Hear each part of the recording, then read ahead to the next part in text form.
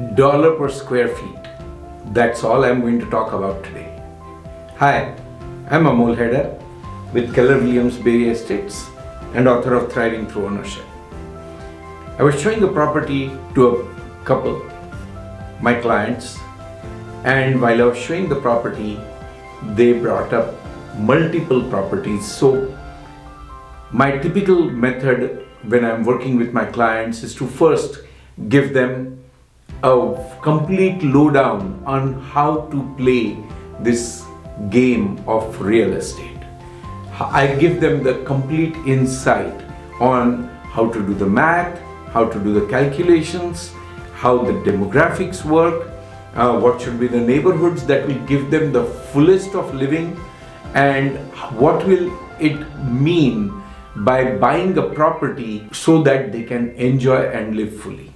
After giving these criteria, I let them go and I tell them, guys, please go and figure out what is your sweet spot. Find out the neighborhoods and the budget that you want to buy.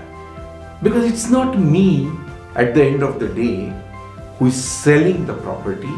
I want them to go buy something that will give them the most joy and the most enjoyment while living in it. And so I sent this family back home after that one and a half hour of session of coaching on how to put this real estate game together for them. They go home, they send me a list of criterias, and they send me a list of properties that they thought will work very well for them. Great. So we go through the list.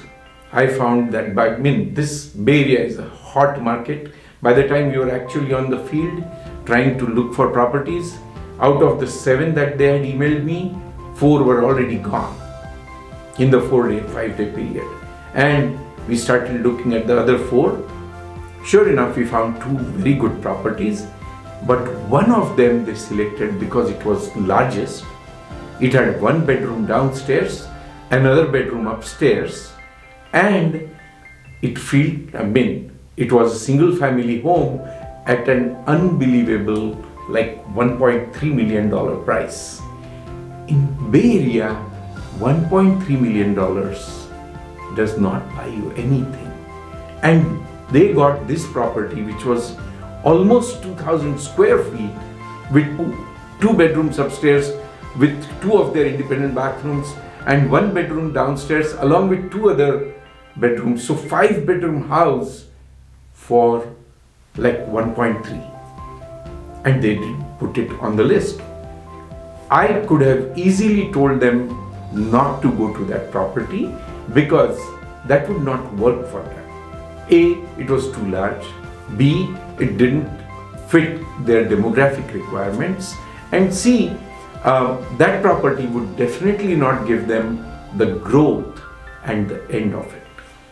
But they still chose the property because it was the largest and the dollar per square feet was the least. And so I definitely walked them in. I showed them the property. And then after showing the property, I said, guys, I know you are choosing this because of the dollar per square feet. It's giving you the most amount of property. But I had to bring you here in order for me to show you how the theory that I preach in my session actually plays out when you are here at the property. And no is not a bad answer.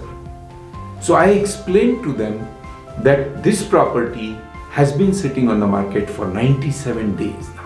How many properties here in the Bay Area sit for 97 days? So why is it sitting there for 97 days? Because nobody wants it. This property was much bigger in size and was a single family home. It does not mean that that property fulfills their needs. They were far out on the amount of commute that they needed to do. This property was in a neighborhood right next to some commercial, so it had some nuisance value around it. And so the worst thing that would happen to them is by the time they would go to sell it, they would also end up in the same bucket as the property will not sell. And so they will have to be happy with much less appreciation at that time. So in order to compare, so dollar per square feet is not a wrong parameter to compare. It's a right parameter, provided you make sure that you're comparing the exactly correct property aspects of the property on those parameters. So if you were to compare almonds to oranges in price or bananas in price, would that still be the same dollars per pound? You don't pay the same dollar per pound for almonds versus oranges versus banana.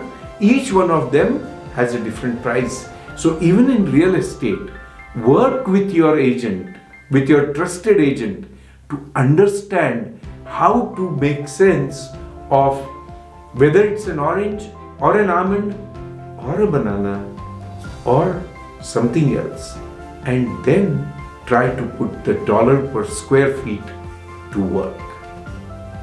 I know this was a mouthful. I know this was a long rant, but I hope this was helpful. If you think so, and if some of your friends need help with that, please share this video.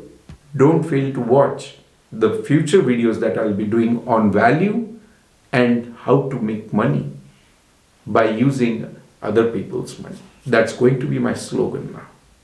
Thanks for watching. See you on the next one. Bye.